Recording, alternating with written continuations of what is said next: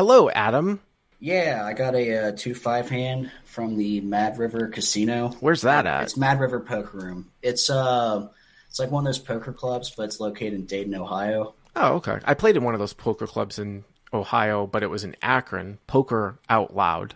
Have you ever heard of that before? No, there was a Ruffles, and then they closed down. Then Mad River took its place. Oh, But actually, it's just excuse like me. a time rig. It was called Poker on Air, I believe. So they did this live stream. This was 5, 6 years ago. Chicago Joey and Oh, I actually went. seriously? Yeah, Chicago. If you can look it up on YouTube, I think it's Poker on Air. Chicago Joey and I, we played a PLO game there. I mean, it was just one of these things where they did it for a while and then they realized it's a shit ton of work. It's actually called Yeah.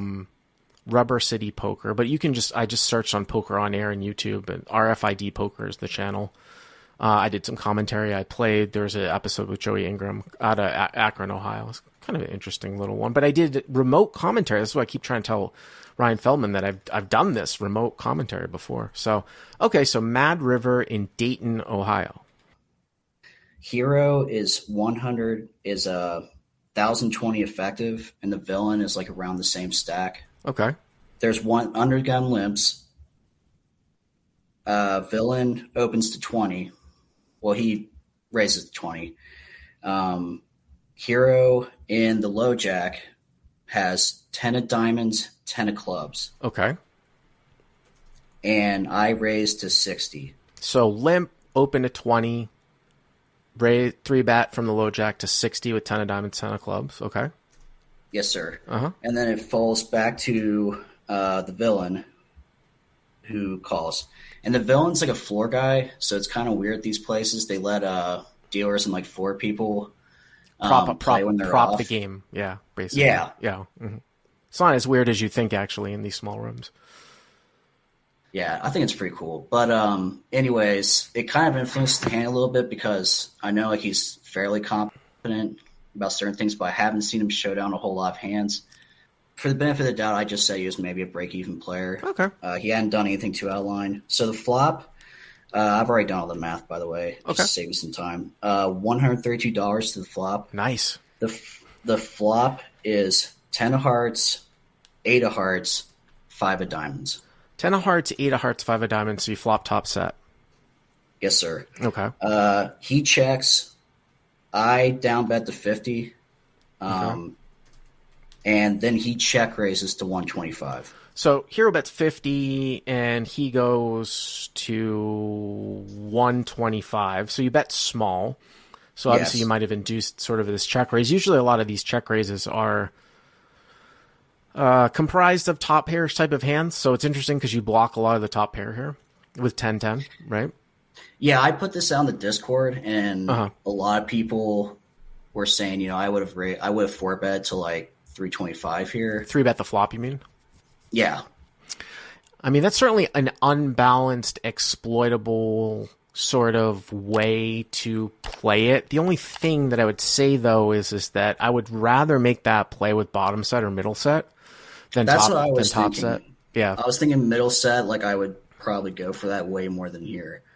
The other thing, too, is the small sizing, especially when we're playing against like a floor man. He might just think that you don't have anything, and like he might even be making a play at you because of your small sizing. So I think I would tend to call here a lot if that's what you're going to do. That's what I did. Okay. So here we So I call. Yep. There's $382 to the turn, Okay. and it is the ace of hearts. So front door hearts come in. 10 of hearts, 8 of hearts, 5 of diamonds, ace of hearts, hero 3-bet, 10 of diamonds, 10 of clubs. From the low jack, villain 1 called. Down bet, check raise to 125 call. Now it turns the ace of hearts. Okay. Yes. Personally, I thought this was like one of the worst cards that could come out. Not even for the reason that I might be beat, but just because if he did have some hand that he was slow playing like queens or kings, jacks, and was playing this way, I just feel like it's going to be so hard to get value. So you feel that he could, because of your small sizing in the flop, he could have some actually small overpairs here too. That's Yeah. interesting. Yeah. He checks it now. Okay. And I decided to bet 125. So you decide to make a protection bet here on the third heart. Yeah, I just didn't know. I felt like my hand was too strong to check this back, but also I didn't know what else I was really going to get.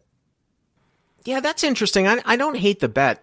I assume if you bet and he like jams, or if he raises, it's just a pot odds question for you, probably. Like, Yeah, that's what I was doing. That's kind of what I was setting up. yeah, I don't really hate the play, to be honest with you. It's so rare to see somebody, and again, it's the ace of hearts here coming too. It's something that should be noted, right? Because when you think about how Yeah, somebody comprises of a raise, call, a three bet pre-flop, most suited hands are going to be ace X suited, especially in a three bet yeah, pot. So there isn't a ton of flushes here that he's going to have, when the ace comes. So, and and God forbid if he actually flopped like a set of eights or a set of fives or some other hand, right? You're getting some value here. Over a pair with a heart in it. I like the bet. okay. Yeah, yeah. That's and he just flats Okay, so here goes 125 for protection and call from V1.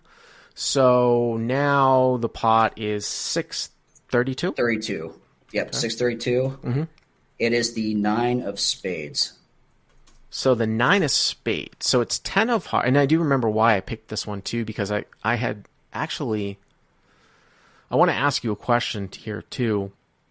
Yeah, So it's 10 of hearts, 8 of hearts, 5 of diamonds, ace of hearts. And now I assume he checks to you. he did. Yeah. So V1 checks. Let me ask you this question here. What if, because this one's so kind of a little bit on the, it's kind of a little bit on the extreme side, although I was going to ask you, what if the turn was an offsuit ace and he checked and you played it this way and the river was a 9 and you checked and he checked, would you bet? And the reason why I was kind of looking at this is because Queen Jack is here as a gut shot on the flop that gets double gutted, that some people might actually get a little bit, they might miss. Obviously 6-7 here comes in as well. But with that being said, I'm kind of answering my own question because I feel like you might lose too much value. If the ace was like a club, you'd probably want to target nut flush draws, right? That could probably play this way. For sure. Yeah, yeah. So, because I was kind of looking at this and I was like, oh, this is interesting. Like, is this such an extreme case where you ever check back the river because he's just either not going to call you, or he somehow backed into something? But I don't think that's necessarily the case. But in this case, though, when the heart comes and now he checks, if he doesn't have, if you're just assuming that like queens and kings with a heart are going to just, if he even has those, are going to fold, I can see the little quandary that you're in here, right? Yeah, that's where that was definitely the spot I got put in, was whether I should actually just check this back. It's like it's such a way ahead. Like even with even with middle set, it feels like such a way ahead, way like maybe behind kind of spot. I just felt like my hand was. I was going to like beat myself up if I didn't bet this, and he just like showed something that I thought might have called like a block bet, which is what I ended up doing. I bet 225. All right. So before you say it, let's break this down. So V1 checks and Hero bets 225. Now, I know what you're talking about. You're saying block bet. Usually in position, you're just kind of making a small bet. Usually block bets are from out of position. You can kind of block turn in position. River, this is all made up poker terminology. Usually you don't block in position on the river. You're kind of making a tiny value bet. Whatever. We know what you're doing. So let's try to think about the hands here that you're trying to target that play this way. What were you thinking here? Somehow weirdly played pocket eights. If that's like, this is the part that gets interesting because like that assumes he's always opening pocket eights and not just over limping and pocket fives. And pocket fives too, right?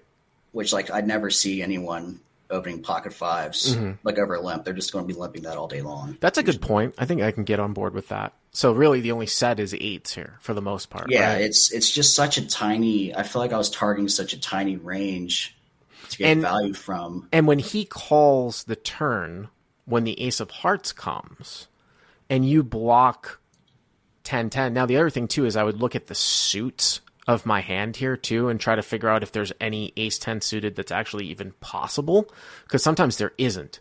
You got to look at the board distribution, but it looks like he could have ace 10 of spades. That's one hand, That's right? that's the only one you could have. And I'm trying to, that would be a hand that you would get value from. So that's one hand, right? Ace 10 of spades. That might be played like this. Small check raise on the flop, maybe a check on the turn when the heart comes, maybe not always. And then, as you had said, when you made this small sizing on the turn, like you were thinking about trying to get like those smaller overpairs with the heart to call, jacks, queens, something like that. I think this is a lot closer, Adam, and I am all for making thin value bets, but that ace is such a dagger card on the turn with the heart coming that it sets yourself up for a pretty extreme situation here at the end, right? Yeah. Yeah, it's I completely agree. Yeah, I mean, I could see checking back here. I could see checking back here, especially when you say he doesn't have 5-5 here. And it just seems dirty, though, right? It seems a little dirty to check back. Yeah, it's just listening to your stuff. I'm like, yeah, I always try to push the limit maybe a little bit. Yeah, no, I mean, there's nothing wrong with that, right? Like, you're always going to make, you need to make very, very thin value bets to increase your win rate. But there are certainly times when you can arrive on rivers with very strong hands where a check is warranted just because of the situation. And this one might actually be one of them. With that being said, I think if you keep your sizing in check like you do, you probably aren't going to go wrong with making a small value bet, maybe even smaller, as long as something crazy doesn't happen where you think you're inducing something, which I think probably the dynamic is not here against a floor guy who would be way more willing to call down than turn. Yeah. I don't even what he would turn into a bluff here. King 10 with the 10 king of hearts or something like that, like you do a bluff. So I think any larger would probably be a mistake. Any larger than 1/3, I think would probably be, probably be a mistake. So you go 225, okay? Yeah, if he didn't shove, the second that I bet it, he instantly met me into the pot with the call. That's probably not good, right? No, he had pocket aces. Wow! Holy shit! Yeah. Huh. Well, that is another thing to actually. Well, I don't know if you had seen. So, wow. Okay, so V1 has aces. So the range that I kind of put him on was, kind of true a little bit. I was saying. Well, did you think that he would? I mean, you don't. I mean, this might be the first time you ever seen him do this. Like, you say, yeah. I've seen this guy like trap with aces here, because that wasn't something that I would necessarily have considered. But no. the limper did fold right after you 3-bet pre. So, because that's really where you really don't see this, and where it's really off the wall. And where I completely discount him having aces, for example, if you had 3-bet and someone cold call behind you, or the guy limp called, you're not going to see ace flat behind. I mean, once in a great while, right? But here I've seen it before because the other guy's out of the hand, right? Yeah, and the other thing is that it's early versus early. So like if I'm in his shoes, like I'm going to be wanting to 4-bet a lot on like pre-flop at least. I mean, there really is not a reason to not put in the extra bet ever with ace and a low stakes game, with the exception sometimes of, as our buddy Mark Goon says, when you get to past a 4-bet, it's very, very hard to balance a 5-bet. So usually we're not ever really playing deep enough where the money can't just go in. So, not having a 5-bet range probably isn't the worst thing in the world, but that's several steps away from where we're at here, right? Yeah, that's an interesting one. I'm glad you called it in, Adam. All right, thank you for your time, Bart. You got Appreciate it. All right.